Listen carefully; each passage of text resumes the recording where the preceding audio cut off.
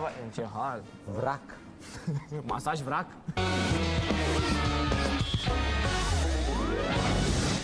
Săptămâna trecută, Cătălin Dezbrăcatu, cel mai dorit burlac al cronicii cârcotașilor, a participat la târgul anual de bărbați. Într-o atmosferă degajată rău, Cătălin a promis un show de zile mari, că doar nu era să se facă de râs pe acolo.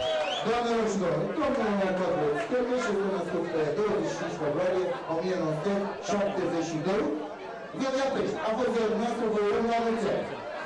Calități este un excelent bucătar, îi place să spele vasele și bașca epilează fără durere cu benzica. Da.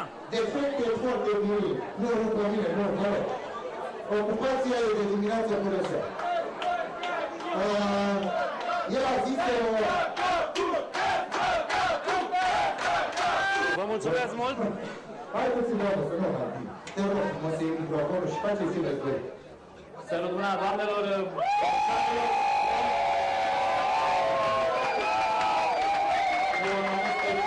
Și a venit și momentul probei practice. Mare bucătar, mare Dezbrăcatu s-a chinuit să flambeze niște banane. Rezultatul a fost dezastruos. Nimeni n-a îndrăznit să guste prăjitura celui mai împiedicat om din televiziune.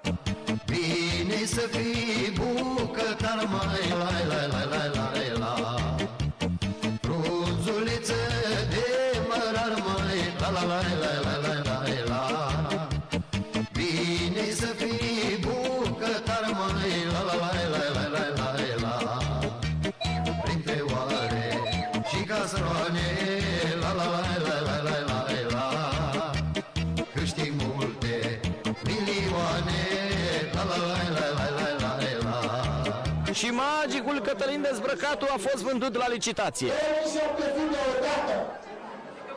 Începe să facem treaba, da? Cine vede 2800, vă rog? Mai cu viață, hai! Numărul 765, 2800, cine oferă 2900? Numărul 73 oferă 2900, cine oferă 3000? Numărul 765 oferă 3000, 3000 odată, cine oferă 3100? La clipa adevărului, adică la licitație, bătălia mare s-a dus între Miss Playboy România 2006 și bebelușele Oana și Delia, care s-au bătut ca niște eroine pentru colegul lor. În final, 4700 de lei noi, atât a valorat Dezbrăcatu. Banii s-au folosit în scopuri caritabile, iar Cătălin a fost adjudecat în familie de bebelușe. Bravo și la mai mare! 4700! 4600!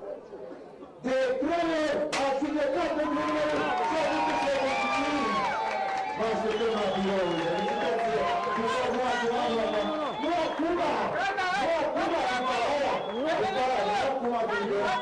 Nu e și mereu, nu e Lăsați-mă, lăsați-mă! Știu că e să nu se fără.